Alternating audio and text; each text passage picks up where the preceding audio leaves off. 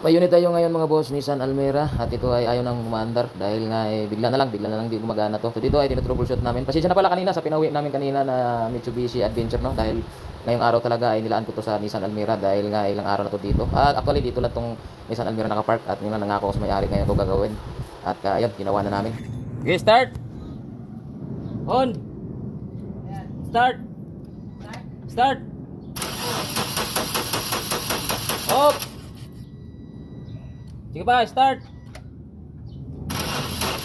Off. Okay na, okay na. So kung makikita nyo mga boss, hindi nga pumupugsit-pugsit yung fuel line nito. So yan naman talaga, hindi na tayo pagpaligay dito. So syempre, step by step, check muna natin yung mga linya ng mga fuse and then mga wiring. Ito pala mga boss, ang problema nito ay fuel pump at walang supply yung negative niya.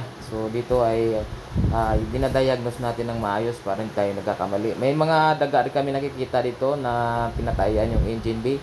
So mahirap-hirap tong trouble na ganito dahil kailangan mo talaga may tiyaga at kailangan dito ay paglaanan talaga ng oras. So chinik ko na lahat yung supply ng fuel pump and then relay and then lahat mga boss ay chinik ko.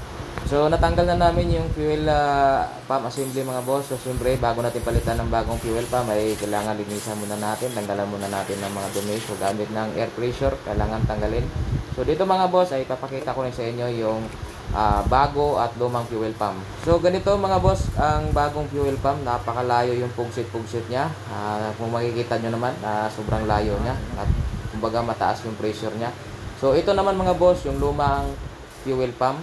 So dito mga boss ay manual test namin. So kung makita nyo para lang ihi na nagkaroon ng UTI, napakahina ang buga. So yun na mga boss, positive yung fuel pa napapalitan namin. On. Okay, on. Dito mga boss ay ayaw pa rin gumana, wala pa rin supply dahil nga walang negative. So dito mga boss kung marinig nyo ay yung fan lang yung narinig nyo dito yung umiikot, pero yung engine di pa umaandar. Patay.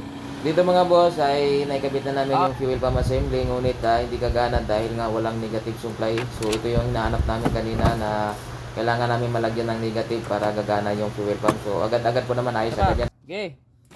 On. Dito mga boss ay nilagyan ko na ng negative at kinonvert ko na lang. So kung makita nyo sa video mga boss, malakas na yung pugsit ng fuel line nya. So dito mga boss ay malalaman natin kung aandar ba o hindi. Start mga boss, the moment of truth. Ayun, gumana rin yung panchamba namin mga boss. At kailangan lang talaga may tiyaga sa pagdadiagnose sa mga electrical. So dito tayo mga boss sa dashboard at meron tayong nakitang check engine. So nagpalit tayo ng fuel pump assembly and then pag after na ikabit natin walang negative. So another pagsubok naman mga yon at kalahating araw ko tinotroubleshoot dahil nawala yung negative niya supply. So dito okay na, umandar naman siya, ayos na, kaso may check engine. So yun na lang, tatanggalin natin yung check engine. So try natin tanggalin. Ready, gamit yung ating